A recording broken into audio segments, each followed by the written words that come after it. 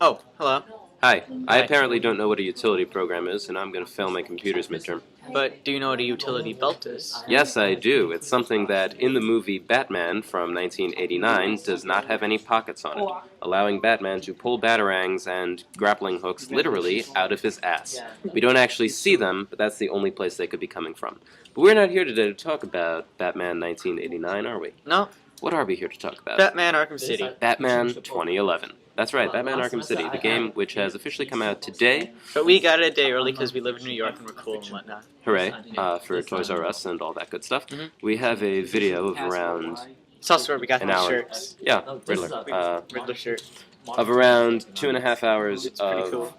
not 2.5, 1.5 hours of gameplay or something up on our channel right now, which you can check out if you'd like to. We've been playing a bit more since that. Well, I have. Yeah, well, he's gotten through more than I have, that's true. But overall, what we're going to do right now is just, since the game comes out today, give a little bit of our impressions of this, since it is probably one of the biggest non-comics DC-related releases. One of the biggest game releases of the year. One of the biggest game releases. Yeah. One of the biggest DC tie-in releases. I mean, it's a big event. It's something people have been looking forward to. I noticed how also Arkham Asylum and Arkham City have both come out between the period when The Dark Knight and The Dark Knight Rises have come out. Oh, people coming downstairs in the background. Yes. Yes, they're going to jump on you. So now, first off, Arkham City. Would you say that it's good? Yeah. Sounds about right. All right, so we're done here. Okay. No, seriously though. Overall, first off, as a sequel, do you think that it does more to build off of Arkham Asylum? Definitely. Definitely. You can tell just by the size of the map that you're given to roam around in. Well, first of all, it's just like, I think it's 30 times bigger than Arkham Island was. And you are given an open world instead of in Arkham Asylum where you were kind of just being led from place to place. You could choose from a bunch of side missions to do, and you could just fly around the city wherever you want. And speaking to that, just the way you move was kind of fine-tuned between the games to allow for more open exploration of the world. Instead of just grappling to gargoyles or, certain places, you could grapple onto the side of any building, onto water towers, again, onto gargoyles that are there. So it's essentially free grapple. Yeah, free grapple. And then really early on to the game, you get an ability to, instead of grapple to a thing, grapple just onto it and then fly past it, and then glide just forever. I know we're kind of starting off talking about mechanics, but I mean, since it is a game that's kind of very significant, and that's also what we've known the least about in terms of promotion and stuff. You had a miniseries describing the plot. You didn't have a tie-in miniseries just describing the mechanics. Yeah. Interestingly enough, you could actually do a lot more in the game than Batman actually did during the Arkham City miniseries, since this is actually about Batman. Yeah. Also, the mechanics, so pretty much in terms of fighting, in terms of gadgets, it starts off with what we had during Arkham Asylum. Yeah, but you start things off with the Batarang, the Sonic Batarang, the explosive gel, the cryptographic sequencer, and the claw. The back claw. And but overall, we're also building off of these mechanics. Yeah. You get new gadgets, and gliding has been improved. Gliding as has well. definitely been improved. You could control your tilt better, and your yaw, and your turning, and all that. You could grapple mid-glide. See, it's interesting. It's interesting because Batman here has really essentially a cape that serves not as a cape, but as a glider. That was an innovation that was introduced into the comics during what story arc? During the Grayson, when Grayson was Stroya, the Battle for the Cowl, what was it called? Interestingly enough, a sort of proto-version of that came about during the Nightfall story arc, when With Azrael. Azrael became Batman. He made a few innovative changes to Like the a Bat suit. flamethrower. Like a flamethrower and knife fingers, but one of the most practical ones, rather than just having a heavy cape that weighs you down, turning it into a glider. There's actually only one really good splash page from that arc that I like a lot, and it's actually just Azrael flying over the city on his cape, and it's really cool. But we're not here to talk about Nightfall, as much as I'd like to see that adapted into something. We're here to talk about the game itself. So mechanics-wise, it pretty much follows the same pattern. It just fine-tunes and improves what Arkham City already had. And as I mean Arkham Asylum. and as the game progresses, does it continue to Um, expand? Yeah, you get a whole lot more weapons. Like even already, I'm maybe 4 hours into the game. I've picked up maybe 4 new weapons. I mean, I got some old ones too. You get the line launcher again. I But hated that thing. no, you actually get new ways to use it though. Like instead of just zipping from place to place, you have the ability to make it into a tightrope, and you can That's walk cool. on the tight. Yeah. That is one thing. Batman does a lot more balancing in this game. That He's he just a can- lot more mobile in general. Definitely, because another thing is that he has a lot more to work with Mhm. in this. One thing that I found I didn't like in Arkham Asylum, when you're in Croc's lair, you have to be careful to walk on these planks very gently, or else Croc will pop up.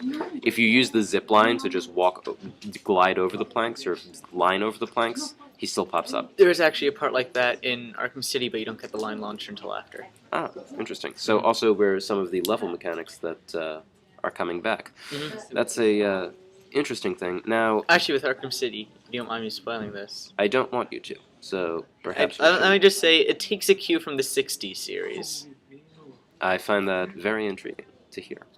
Now, here's a just in terms of melee mechanics. I know that was something that was a significant part of Yeah. Arkham Asylum. Is that, from what I've noticed, it seems to be pretty much following the same format. Well, I don't see much adaptation there, other than They do change it up quite a bit, actually.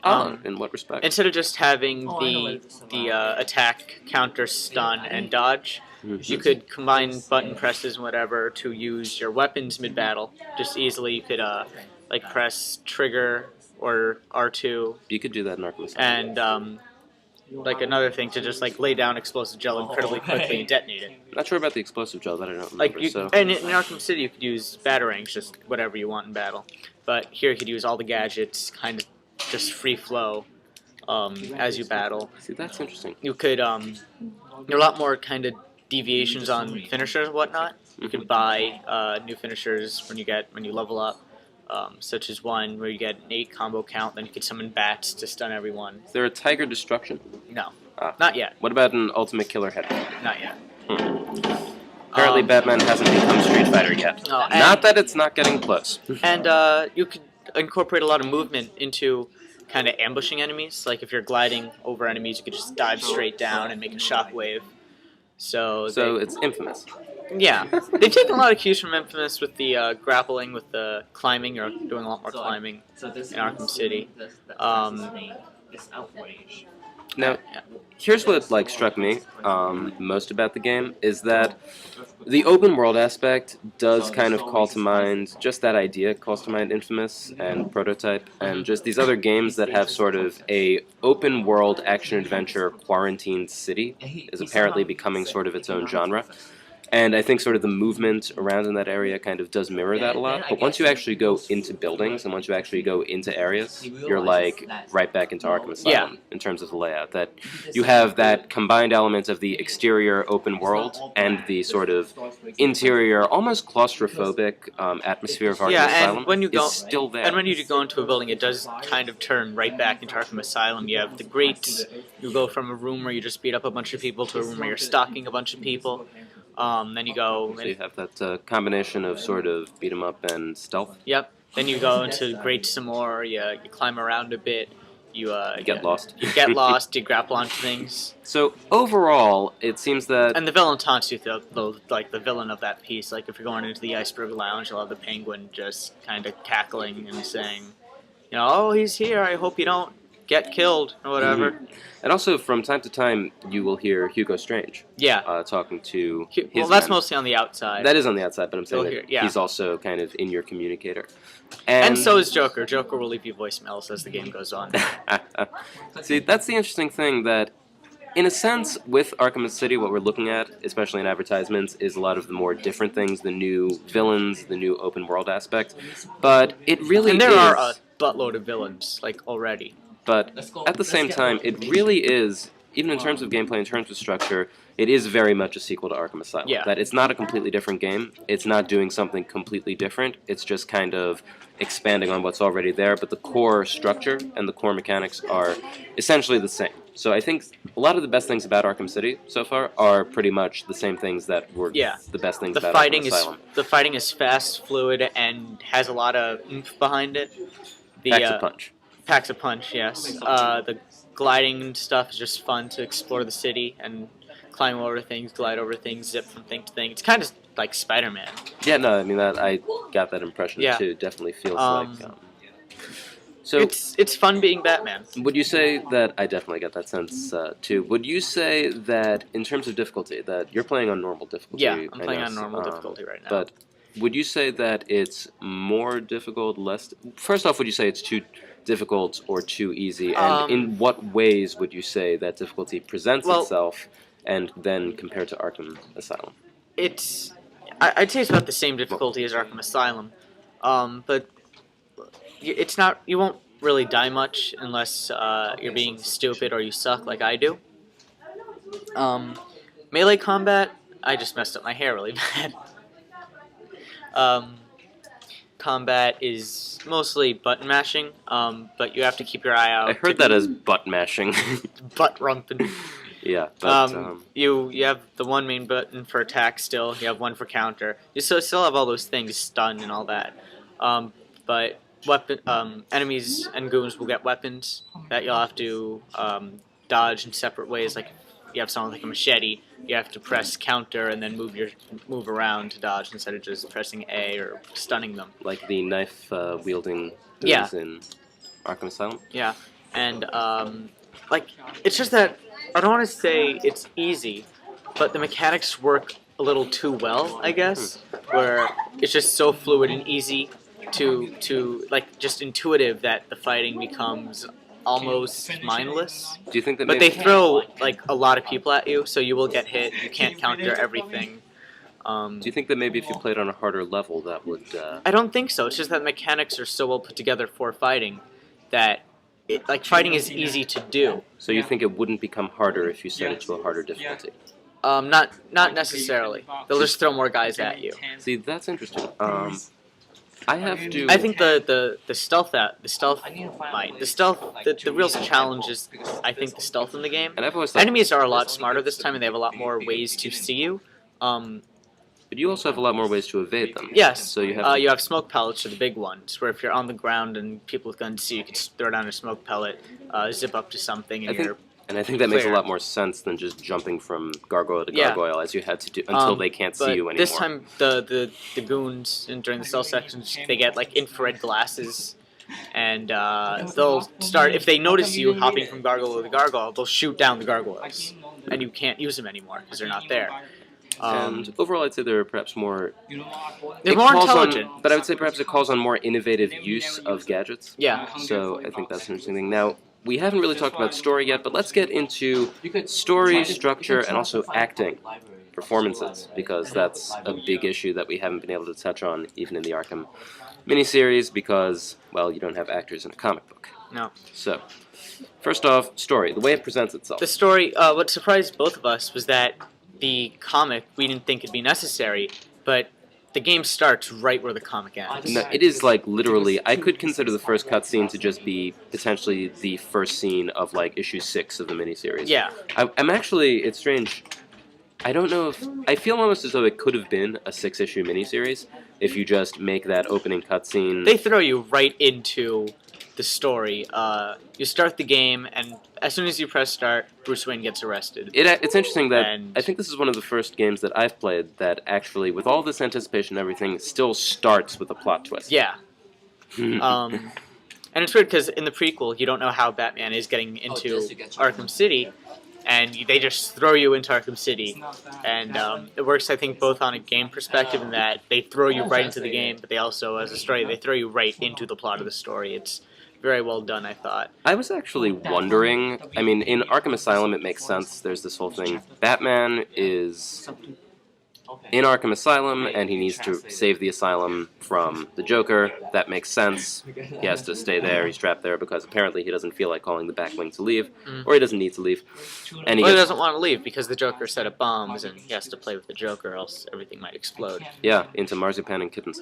So, I think it makes a lot... I was wondering for Arkham City, how are you going to have that aspect when there's no real crisis that you can necessarily have going on at that moment in Arkham City that Well, requires Batman to be there? But I'm saying that's leading up to my thoughts.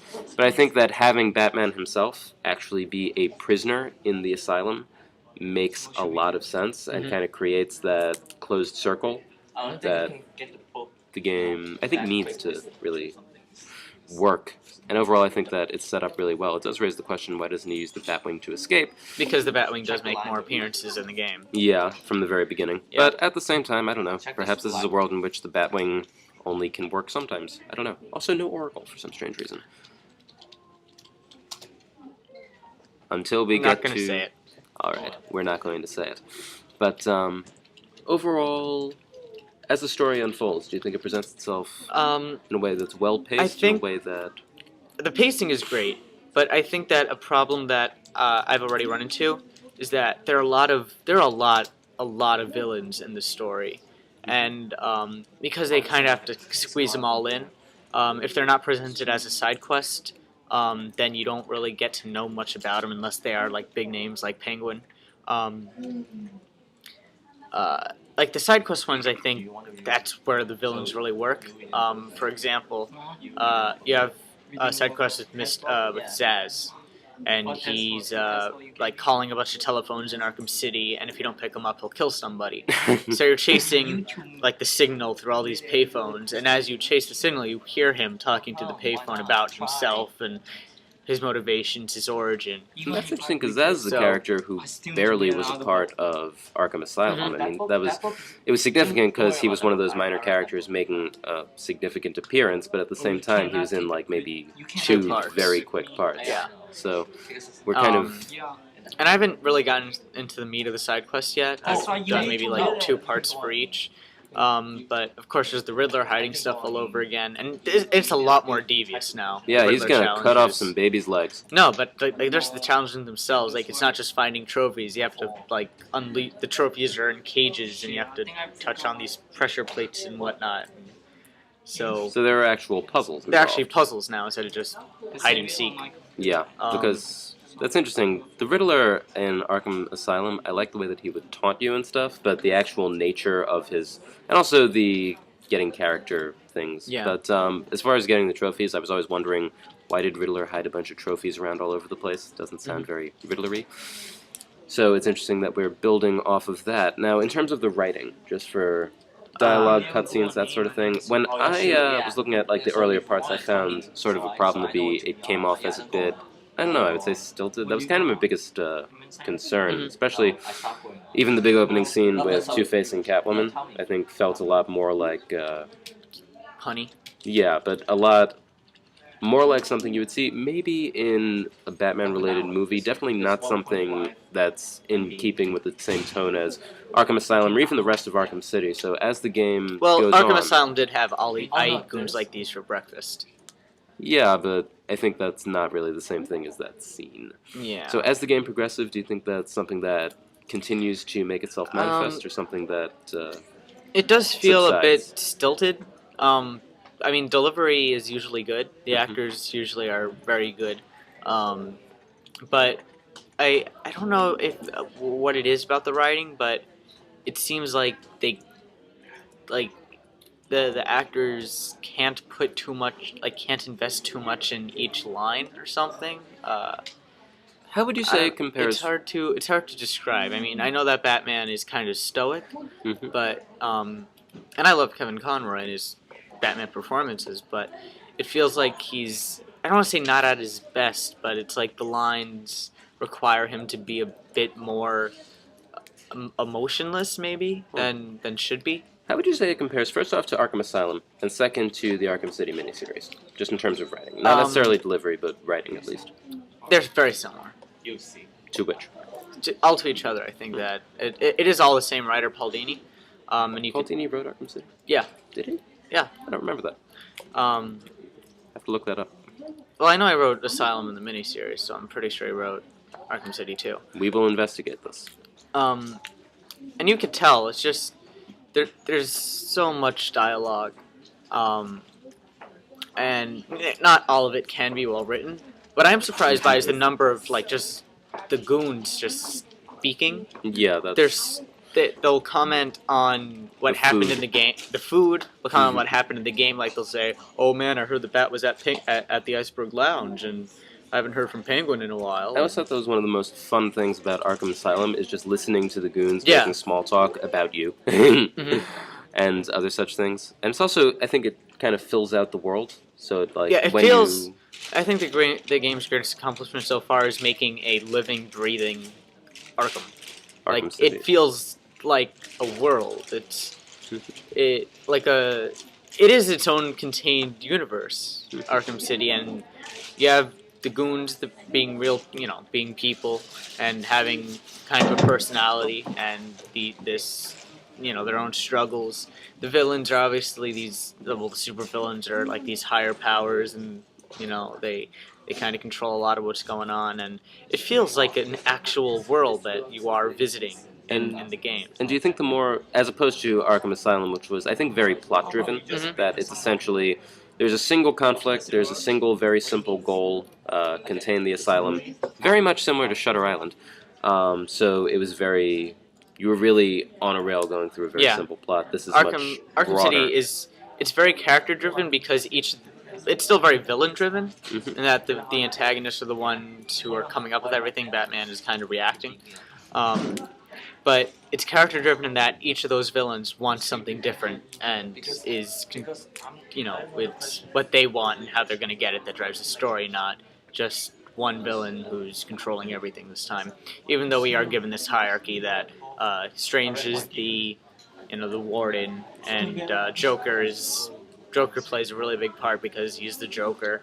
But each villain really does get their time in the limelight, especially, like I said before, the submission ones. And Each of those feels really personal to the villain. so that seems interesting. And also, I think, also in terms of voice acting, I myself, just my only problem so far is Tara Strong. Yeah. I do not like her Harley. I am kind of and I'm not going to say I'm biased against Tara Strong because it's not because it's her that I don't like her performance as Harley. I mean, I just happen to not like a lot of characters that she voices. I mean, a lot of performances for her voices of characters. I commented when I first listened to her, she sounds a lot more like some character off Jersey Shore, just in terms of her accent and her delivery. Kind of whiny. I don't know, it's strange. Yeah. That's just a little nitpick on my behalf. And I think the last thing, perhaps, which is always what we end up talking about last, smushing into these things, artwork. Yes, The art visual direction. aspect of the game. What do you like? What do you not like? It can be very dark at times, and that's both a pro and a con. It really sets up the mood of the game, but at the same time, it does make it a bit hard to see in some points. But contrasting that, there's a lot of neon. Neon signs everywhere. Are we talking like Batman Forever neon? It's Batman Forever type neon, but there's less of it than Batman Forever. Yeah. So you get these sparse, just kind of bright center points, and they usually mark something important. Like if you're by a lot of green neon, it's kind of Joker's territory. Red neon is blue. Like each neon kind of gives you a hint of where you are in relation in Arkham City. I noticed a lot of similarity to Batman Returns, just in terms of partly because it's snowing outside in the beginning, but also, I think just in terms of the architecture, it has a very sort of cartoony gothic. I think sort of a gothic look to it, almost a gothic Victorian kind of aspect to it, which is interesting. It combines the modern with the archaic. At the same time, it is kind of comic-y.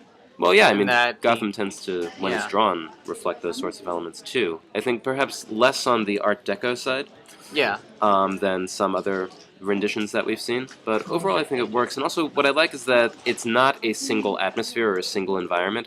I mean, I think Arkham Asylum, for what it was, tends to do a pretty good job of varying environments and making them look different, but I think you get a lot more of that distinction in Arkham City, that you clearly go from place to place, and each place is its own. And each villain personalizes each place, like not only just visually, but you hear the different villains, taunt you through the piece and through each layer of theirs, and they all redecorate. So I would say, and I think that in Arkham Asylum, the asylum itself was very much a character in the game. Mhm. You don't necessarily get that so much in Arkham City, No, but you because also get a lot more. with Arkham City, it's a reflection of the villains. And it's not the environment itself that has the character so it's- much as it is the characters Mhm. influencing their environment. Yeah. But it makes for something very interesting and something that we really haven't seen before No. in any medium. So overall, although you haven't finished the game, and although I haven't finished the game, what would you say so far? I really like it, but I'm worried that it might be kind of too ambitious, and that there'd be too much to do, and it's not all done as well as it could be. They might have been going like everything is very well done so far, but I'm worried that eventually it might seem like it's quantity over quality. See, what I like is that overall, I think it's very much still true to Arkham Asylum. Mhm. It's not a completely different game. It's not some new Batman open world game. It is very much a sequel, and I think that it takes the things that Arkham Asylum did well and makes them better, Mhm. and expands on them while not not taking out the things that worked, just improving them. Yeah. But overall, I think probably like the weakest point for me so far is story. I think that not so much story, but just the story structure and presentation. That I think that in Arkham Asylum, although it was much simpler, I think it was very effective. I mean, one thing I've noticed about Arkham Asylum that really worked for me, it was funny in a very dark way, but you had. And part of that probably has to do that it was a Joker-centered Joker game. over the PA. Yeah, but overall, I mean, it's just me in a thong. I love that line. But yeah, and I think it was just a very tight story that worked really well. Mhm. This is much broader, so I'm worried that That it does come in because that does definitely come in because each villain is. It is really controlled by the villains, and there are just so many of them, each wanting their own things that you're being kind of thrown in. Like you think, oh, this is the big issue. No, this villain's really in control. And but at the you're kind of being tossed. yeah, so I think it might kind of throw you around a little bit like that. Mhm. It doesn't have that same sort of concise arc to it, because I think the story was really strong in Arkham Asylum. Then again, at the same time, knowing how these games work and knowing what's involved and who's involved, it's very likely that as the game progresses, the plot will unfold further, will perhaps come together more. I mean, also one of my biggest, one of not mine, but one of the biggest objections that I've noticed to Arkham Asylum is that the ending is somewhat anticlimactic and Well, the last boss fight. the in last boss fight. particular. Well, all the boss fights really, but The boss fights are definitely improved. so that's also in- something. Yeah. Yeah, so I think in that's Arkham City. that's something that we're really going to have to wait and see. But I think that we have a lot more potential here for resolution and also Mhm. for because there are mysteries involved. I mean, Yeah. it's not just a flat out this is what you do and meet these goals. I mean, it is like any good Batman story. Detective. Yeah, There's you are detective work. trying to figure out what's going on as And- you're fighting. And so- one of the biggest mysteries, like they do ask a lot of questions.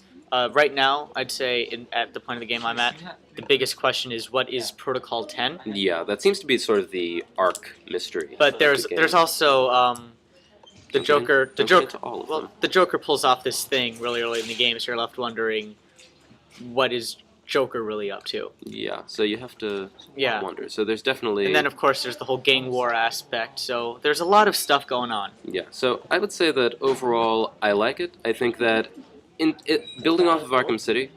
Building off of Arkham Asylum. I keep mixing up those two. Building off of Arkham Asylum, I think it works very well. I think that perhaps the story is the part that we're going to have to see the most about, but it's definitely just in terms of a game to play. I would definitely approve. Mhm. So yeah, Me too. hooray! And we'll see where this goes. Hopefully Yep. somewhere good. I am a half hour late to class, but who cares? This is Expect more a full important. review when I'm done with the game on my channel. Yeah, he's going to be doing a full thing. Yeah. When I guess we could post up a link to that Yeah. when you have that up. Okay. So until then, these are pens. Take care.